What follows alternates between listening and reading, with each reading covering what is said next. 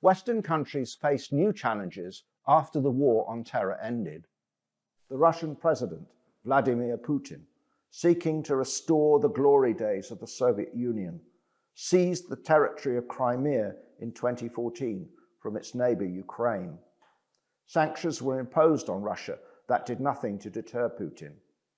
Communist China was expanding its influence and its armed forces. It chose to ally with Russia. In 2019, US President Donald Trump began negotiations with Taliban rebels in Afghanistan about withdrawing American forces from there. In 2021, US President Joe Biden actually did withdraw them from the country. The pro-Western Afghan government swiftly collapsed, and the Taliban returned to power. Both the Americans and their British allies were embarrassed and humiliated by the forced withdrawal and evacuation from Kabul airport. Although the RAF successfully evacuated around 15,000 individuals, hundreds of people were left behind.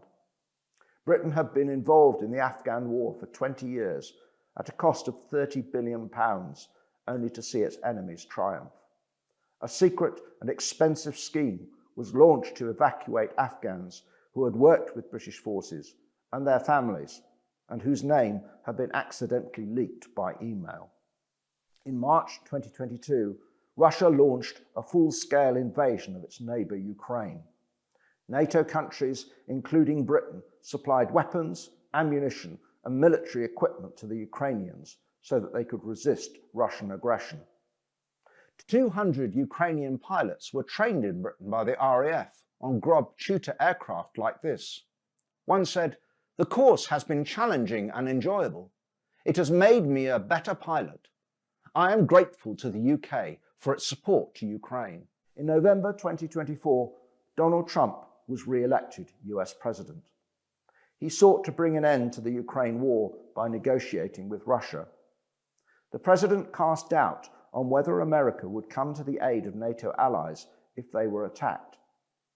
This meant for the first time in 80 years that European countries, including Britain, could not assume that they were protected by American nuclear weapons.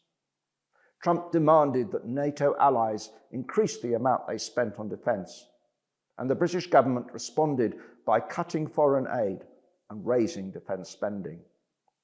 As at other points in the over 100-year history of the RAF, threats to Britain from abroad may see the service expand, as it did during the First World War, the Second World War, and during the early 1950s.